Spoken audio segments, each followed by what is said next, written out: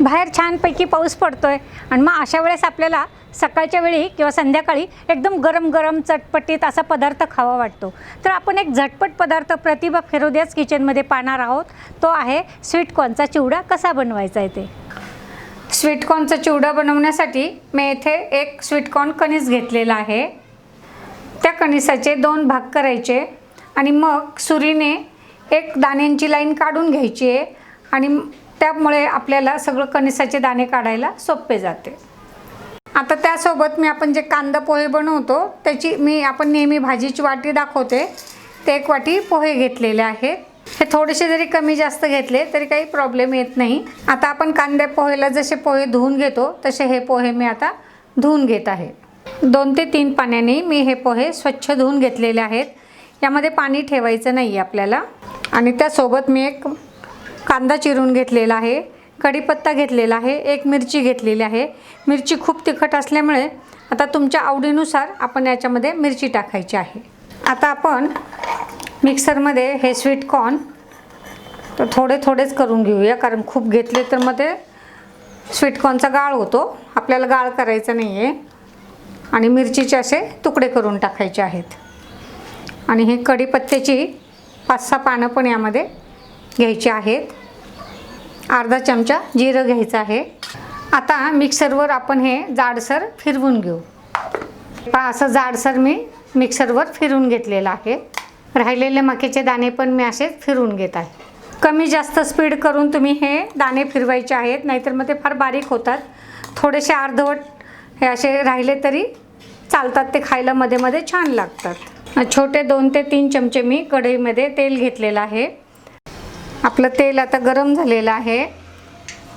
पाव चमचा मी मोहरी घेतलेली आहे,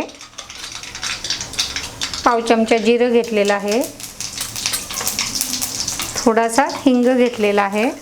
फोडणी येऊ देऊ खमंग व्यवस्थित। 2-3 कढीपत्त्याचे पाने व कांदा आपण यामध्ये आता तेलात परतून घ्यायचा आहे।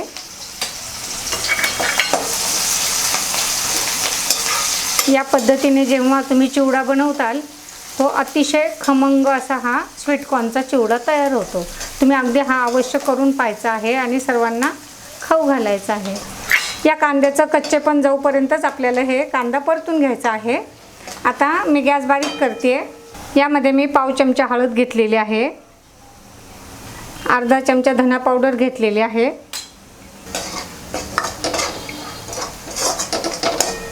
आता हे पोहे आपण अशा हाताने खुल्ले करून घ्यायचे आणि हे जे स्वीट कॉर्न आपण बारीक करून घेतलेलं आहे ते पण यामध्ये घ्यायचं आहे आणि हे मिश्रण चांगलं सगळं व्यवस्थित एकत्र करून घ्यायचं आहे। आता स्वीट कॉर्न तर पौष्टिक असतातच, तर ते तुम्ही अशा वेगळ्या वेगळ्या पद्धतीने जर स्वीट कॉर्न सेवनात ठेवलं तर तुमचं वजन कमी व्हायला मदत होते आणि शिवाय हे स्वीट कॉर्न पौष्टिक पण असतात। आणि या पद्धतीने केलेला चिवडा आता पहा इतका खमंग वास सुटला या चिवड्याचा, तर तुम्हाला सुद्धा हा चिवडा नक्की आवडणार आहे। आणि आता हे सगळं व्यवस्थित मिक्स करून घेऊया। आता मी ही कोथिंबीर चिरून घेतलेली आहे। आपल्याकडे जर थोडी कोथिंबीर असेल तर वरून टाकण्यापेक्षा पण तुम्ही अशी सगळ्या चिवड्यातच टाकली म्हणजे तिचा स्वाद पण छान येतो आणि चिवडा खायला पण छान लागतो। तर हा चिवडा तुम्ही सकाळच्या नाश्त्यामध्ये खाऊ शकता किंवा संध्याकाळच्या वेळेस तुम्हाला लाईटच खायचं असेल तर तुम्ही हे एक डिश जरी हा स्वीट कॉर्नचा चिवडा खाल्ला तरी पण तुमचं अगदी पोट छान भरतं। तर तुम्ही दोन्हीपैकी कोणत्या वेळेस हा चिवडा मस्तपैकी करून खा। तुमच्याकडे कोणी गेस्ट आले तर त्यांनाही खाऊ घाला। आता हा चिवडा आपण 4-5 मिनिट परतून घेऊया, म्हणजे त्यामधले जे स्वीट कॉर्न आहेत ते छानपैकी शिजतात। त्याची चव घेऊन पाहिली, चवीला अतिशय छान आहे।